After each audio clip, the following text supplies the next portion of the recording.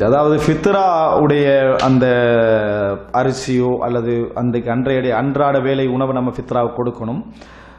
பணமாக நம்ம கொடுக்கக்கூடாது. பணமாக கொடுப்பதாக இருந்தாலும் பணமாக யார்கிட்ட கொடுக்கணும்னா பொருளாக யார் கொடுப்பாரோ அவருக்கு கொடுக்கலாம். இவர் இதை அரிசியாக வாங்கி கொடுப்பாரு, இவர் இதை கோதுமையாக வாங்கி கொடுப்பாரு, இவர் தானியமாக வாங்கி கொடுப்பாரு என்று யார் பொறுப்பெடுக்கிறாரோ அவருக்கு பணமாக கொடுக்கலாம். மற்றபடி பொருளாகத்தான் அது கொடுக்கப்பட வேண்டும். இது முதல் அம்சம். இரண்டாவது, எப்ப கொடுக்கலாம் அப்படி என்று சொன்னால், ஹதீஸை பார்த்தீங்கன்னு சொன்னால் ரசூலுல்லாஹி ஸல்லல்லாஹு அலைஹி வஸல்லம் அவர்கள் அந்த பெருநாள் என்று நாளைக்கு தீர்மானிக்கப்படுவதே பெருநாள், இப்ப நம்ம நாளைக்கு பெருநாள் அப்படின்னு இந்த மக்ரிபுக்கு தெரிய வருது, அதுக்கு பின்னால்தான் ஃபித்ரா கொடுக்கணும் என்றது சுன்னா.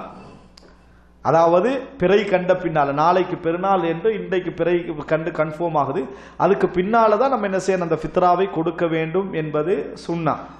ஆனாலும் கூட அதுல மஷக்கத்து ஏற்படும் என்றால், கஷ்டம் ஏற்படும் என்றால், உதாரணமாக அந்த மக்ரிபுக்கு பிறகு நீங்க உங்களுக்கு கொடுக்கக்கூடிய வாய்ப்பு இல்லாமல் போகும் என்கின்ற ஒரு சந்தர்ப்பம் இருந்தால், உதாரணம் எதுக்கு முன்னால கொடுக்கணும், அடுத்த நாள் நோன்பு பெருநாள் கொண்டாடுறதுக்கு முன்னால நீங்க கொடுக்கவும் வேணும், மக்ரிபுக்கு பின்னால கொடுக்கவும் வேண்டும். இப்படியான சிரமங்கள் என்ன செய்து அந்த இடத்துல அது இருக்குமாக இருந்தால், இந்த டைமுக்குள்ள நம்ம கொடுக்கணும், அந்த டைமுக்குள்ள கொடுப்பதில் சில சிரமங்கள் இருக்குமாக இருந்தால், அதுக்கு முந்தி ஒரு நாள் அல்லது அதுக்கு முந்தி இன்னொரு ஒரு நாள் முந்தி கொடுப்பதில் எந்த விதமான, ஒரு நாள் 2 நாள் முந்தி கொடுப்பதில் எந்த விதமான தடையும் இல்லை. இதுதான் பல இஸ்லாமிய அறிஞர்களுடைய நிலைப்பாடு. மாற்றமாக நோன்பு ஆரம்பத்திலேயே கொடுத்துடுறது, நோன்பு நடுப்பத்தில் கொடுத்துடுறது, கடைசி பத்தில் கொடுத்துடுறதுன்றது தவறு. இதுல நம்ம பெருநாளைக்குத்தான் அந்த உணவு உதவணும்.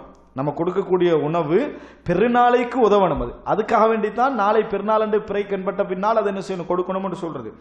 அந்த பெருநாளைக்கு, நாளை பெருநாளைக்கு போய் உதவுகின்ற அமைப்புல உங்களுக்கு மகரிபுக்கு முன்னால கொடுக்க முடியாத ஒரு சிச்சுவேஷன் வருமாக இருந்தால், நம்ம அதுக்கு முந்தின ஒரு நாள்ல என்ன செய்யலாம், அதை நம்ம கொடுத்து கொள்ளலாமே தவிர, மற்றபடி நம்ம எப்படி நடந்து கொள்ளக்கூடாது அப்படி என்று சொன்னால், முந்திய 10, அதுக்கு முந்தின 10 அல்லது ரமலான் வருவதற்கு முன்னால கொடுப்பது கூடாது. இன்னும் சிலர் என்ன செய்யறாங்கன்னு சொன்னால், பெருநாள் திடல்ல வச்சு என்ன செய்யறாங்க, ஃபித்ரா கலெக்ட் பண்றாங்க. பெருநாள் திடல்ல வச்சு ஃபித்ரா பிழை. ரசூல் ஸல்லல்லாஹு அலைஹி பெருநாள் திடலோடு அது முடிஞ்சுது. பெருநாள் திடலுக்கு வருவதற்கு முன்னால் அந்த நேரம் முடிஞ்சுது. அப்ப அந்த நேரம் முடிஞ்ச பின்னால் அதை கலெக்ட் பண்றதுல அது ஃபித்ராவாக என்ன செய்யாது, அது மாறாது, அது தவறு.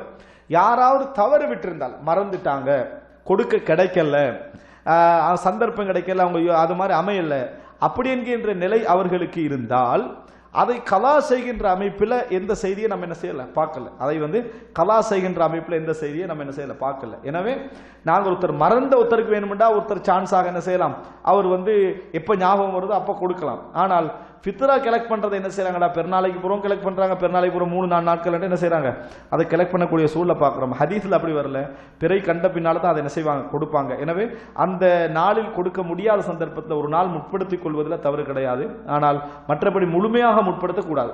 10 நாளைக்கு முன்னு 20 நாளைக்கு முன்னால கொடுக்கறதெல்லாம் சாதாரண தர்மமாகத்தான் என்ன செய்யும், அமையும்.